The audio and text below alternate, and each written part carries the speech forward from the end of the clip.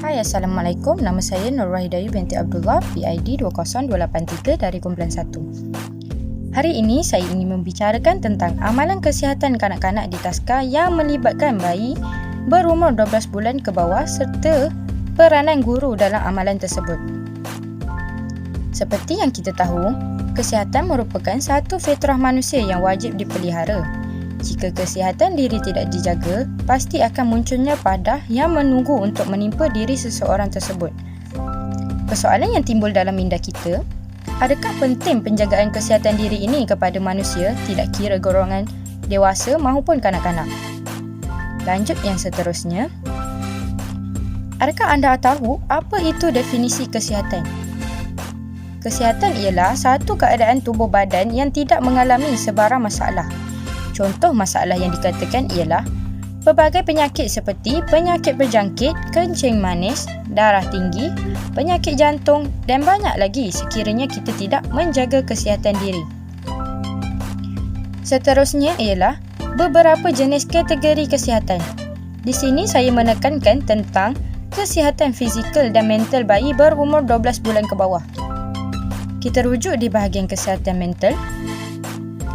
Kesihatan mental ialah satu keadaan sejahtera di mana seseorang individu menyadari tentang keupayaan diri, dapat mengendalikan tekanan dengan baik, dapat bekerja secara produktif dan mampu menyumbang kebaikan kepada masyarakat kita. Seperti yang kita maklum, terdapat ramai masyarakat yang kesihatan mental mereka terjejas tidak kira peringkat umur. Di samping itu juga, kesihatan fizikal pula ialah kesejahteraan tubuh dan fungsi tubuh individu yang optimum. Selain itu, analisis atau kajian yang berkaitan dengan pemakanan dan pemakanan, penyakit atau keadaan yang boleh ada dan yang dapat dicegah juga melibatkan kesihatan fizikal seseorang itu. Kita teruskan dengan panduan amalan kesihatan pada bayi berumur 12 bulan ke bawah. Yang pertama ialah penyusuan. Penyusuan susu badan mampu memberikan semua nutrisi penting dan perhidratan yang diperlukan oleh bayi tersebut. Oleh itu, hal ini bersangkut paut dengan keadaan kesihatan ibu bayi kerana ianya akan turut mempengaruhi bayi itu sekiranya ibu bayi dalam keadaan tidak sihat.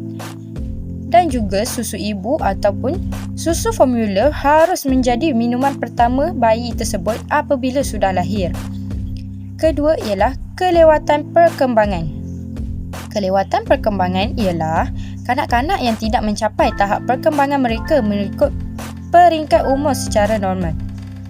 Oleh itu, semua pihak yang bertanggungjawab perlulah memberi perhatian yang lebih kepada kanak-kanak terutama bayi berumur 12 bulan ke bawah supaya dapat mencegah dari perlewatan perkembangan berlaku. Ketiga ialah imunisasi. Imunisasi ataupun vaksin perlu diambil kira juga dalam panduan kesihatan mereka kerana bayi ini belum pernah terdedah kepada kuman serta ketahanan tubuh mereka masih belum terbentuk lagi. Hal ini menyebabkan mereka akan mudah terdedah dengan pelbagai penyakit terutamanya penyakit berjangkit.